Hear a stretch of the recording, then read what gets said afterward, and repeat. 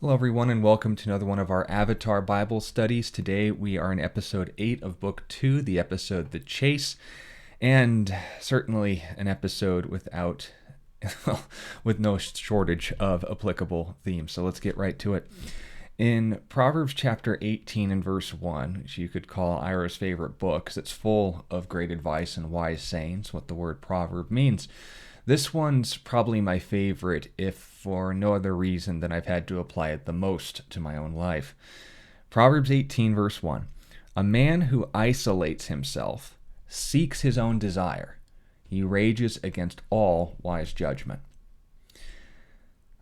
Of all the things that could be talked about in today's episode, which I'm sure I wasn't the only one who considered it one of the more entertaining episodes in the entire series, I want to take a page from Uncle Iroh to focus on how the advice that he gave to Toph was not only something he got from King Solomon, but that it played out well throughout the episode exactly the way the Bible presents it. This, of course, will apply to Gang and Team Azula and even Zuko.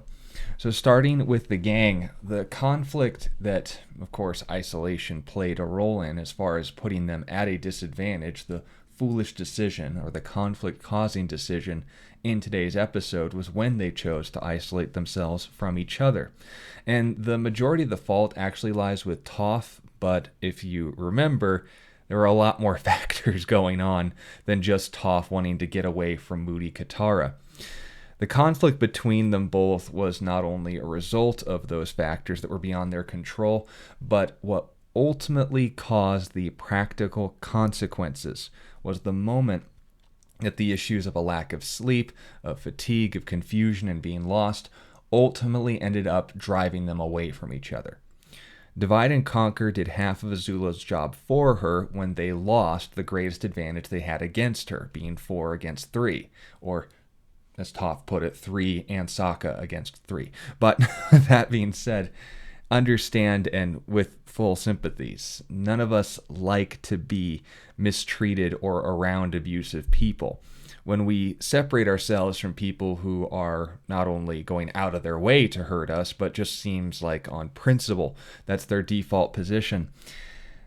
If I return in kind, I haven't justified my mistake, I've made a second one. When Toph isolated herself from Katara, it only created more problems. It didn't solve their present one. And again, 2 wrongs don't make a right. That's pretty self-evident as well. But just understand that the mistake of isolating themselves was the mistake that Toph made. But with the caveat, I understand Katara was being a little bendy. So with that being said, there was another example in today's episode where isolation also played a negative factor, and interestingly enough, it was with Team Azula.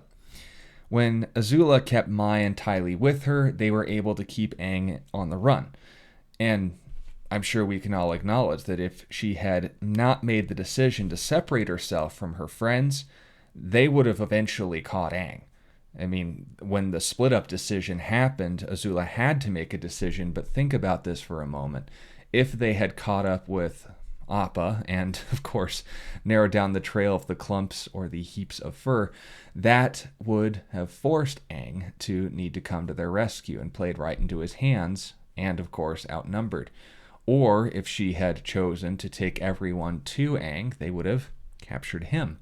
Either way, she made a foolish decision when she chose to isolate herself. And understand, isolation was the one thing that she had going for her in that situation. She was able to get their enemies to isolate themselves. But when she chose to apply a mistake to herself, well, now I'm at the disadvantage. It doesn't make favorites in that regard.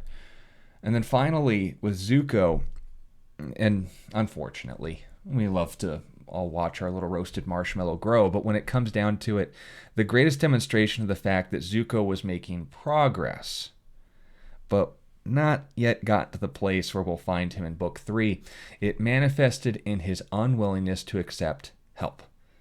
especially from those who loved him in this case, who were willing to help him. And again, like Toph, it wasn't as if he wasn't in a bad situation. Ira was hurt, and he simply didn't trust anyone else to care about him like he did. Likewise, with Azula, it wasn't as if his decision didn't make sense. He was put in a situation where he had to choose to either trust his enemies with the life of his greatest friend and mentor, or trust himself as the only one he knew would care about Iroh the way he knew he needed to. But nonetheless, a mistake is still a mistake. The root of the issue is the mindset that believes something very, very simple. I can handle things on my own. The solution to this degree of foolishness is to admit to yourself that's never actually the case. I know that you, as well as I, have light years to go when it comes to this issue. We always fall back into the sin of pride. But understand that regarding the specific solutions we saw to each manifestation of this foolishness of pride in today's episode, it was fairly self-evident given a understanding of Scripture. For Katara and Toph's series of conflict, if they had gotten their issue resolved, whether or not they actually deserved it, well, understand the resolution to the issue would have been to forgive each other, to just say, look, I know we haven't slept, we're all upset, we're all hungry, we're all tired, but let's just let this one go. The isolation that took place was an unwillingness to do that, and without pride, well, you're just going to understand. Well, who cares if I got insulted? Let's just get to the heart of the issue. Let's make sure we don't lose more than what we've already lost. It's bad enough not to sleep. It's even worse to lose a relationship.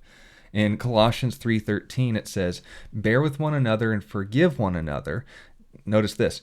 If anyone has a complaint against another, which Katara and Toph certainly did, even as Christ forgave you, so also you must do. And Paul the Apostle, of course, got this from Jesus, making a very imperative statement in noting that if you do not forgive your brethren their trespasses, your Father won't forgive you yours. He'll call for consistency in that regard. But note that when Jesus forgave us, when he pursued a restoration of relationship between us and him, did we deserve it? Not according to Romans 5:6-8. Was it the opportune time?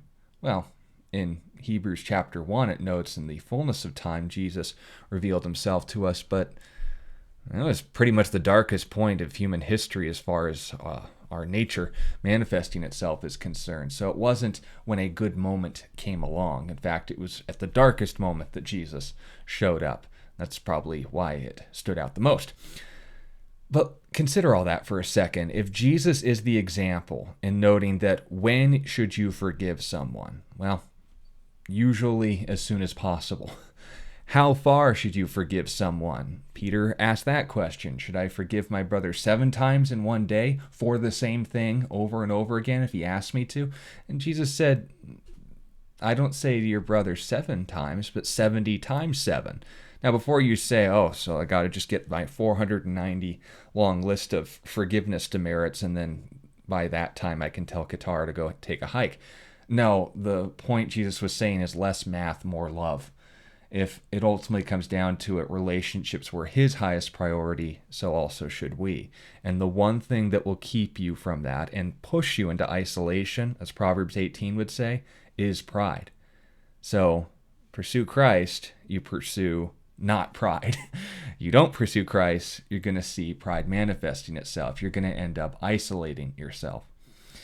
The solution for Azula is, well, interestingly enough, just pure mathematics. Ecclesiastes, also written by Solomon, by the way, chapter 4 and verse 12, in the context of relationships, by the way, but also just stating a pretty plain fact. It says, though one may be overpowered by another, 2 can withstand him, and a threefold cord is not quickly broken. I think we can all understand that. If Ty Lee and Mai were at Azula's side, it'd make one threat just twice as scary. But with that being said, what about Zuko? Well, Zuko, and this passage will tie into the next study as well, James chapter 3 and verse 13 is what brings this all to a head. Who is wise and understanding among you? So, much like with Proverbs dealing with the guy who's foolish, who is wise? That's James' question. Let him show by good conduct that his works are done in the meekness of wisdom. And by the way, meekness doesn't mean weakness or fragility, it means strength under control. It's most oftentimes used to describe a war horse that has a lot of power, but knows when and where to use it exactly as directed by the one that's giving them a ride. But if you have bitter envy, and notice, self-seeking in your hearts, do not boast and lie against the truth. This wisdom does not descend from above, but is earthly, sensual, demonic. When it ultimately comes down to it, the sin that made the devil was pride, and the less we model of him, the better. For where envy and self-seeking exist, confusion and every evil thing are there. But the wisdom that is from above, notice, is first pure, then peaceable, gentle, willing to yield, full of mercy and good fruits, without partiality, meaning not choosing favorites, and without hypocrisy. It's fully consistent. Now the fruit of righteousness, a right relationship with God, is sown in peace by those who make peace. And that's the point. Once I cease to be the focus of the decisions that I make, I have the ability to make wise decisions. It doesn't mean I will always make good decisions, but I could always use one less opportunity to be stupid, is the point. I'm a fool by default, and the more, or rather the fewer opportunities I have to act on that, the better. And this is the point. It starts with the simple acknowledgement of the fact that I'm not my answer.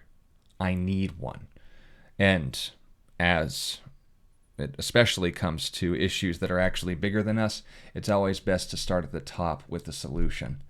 Proverbs chapter 9 and verse 10 says, "The fear of the Lord is the beginning of wisdom, and the knowledge of the Holy One is understanding." Thank you for your time in listening to this study. If you have any sincere questions or want to know more about the topics discussed in today's study, maybe terms that weren't clarified enough or elements of the episode that perhaps you also saw biblical themes and would like to discuss them more, feel free to do so in the comments below. Sincerity will always be met with clarity. If you'd like to encourage the ministry, you know where to go. But most importantly, if you know someone who's perhaps familiar with Avatar, but not the themes we discussed in today's message, would be blessed by it, please share it with them. Thank you for your time. Remember that Jesus loves you and that he offers you not just mercy in regarding his relationship with you, but even more importantly, a practical example for the relationships we have with each other. He'll keep us from isolating ourselves. He, of course, comes to us the moment we stop deciding to isolate ourselves from him, and knowing that point most especially. If we're called to take the initiative in forgiving those, especially those who don't deserve it, understand where that first came from. If we find people in our lives like Uncle Iro who just mean the most to us because they offer the most help to us, understand that's talking about someone, and his name is Jesus. Thank you for your time, and we'll see you next time.